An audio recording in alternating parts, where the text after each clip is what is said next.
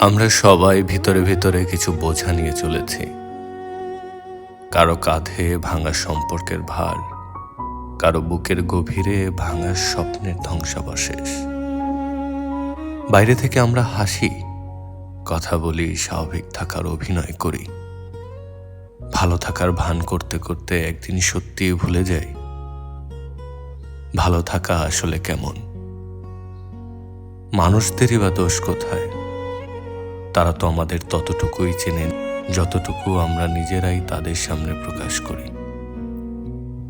ভেতরের অগোছালো যন্ত্রণা, না বলা কথাগুলো, চাপা কষ্টগুলো, সেগুলো আমরা যত্ন করেই আড়ালে রাখি। মানুষ দেখে শুধু আমাদের মুখোশ, অথচ আসল মানুষটা থেকে যায় নিঃশব্দে, ভেতরেই বন্দী।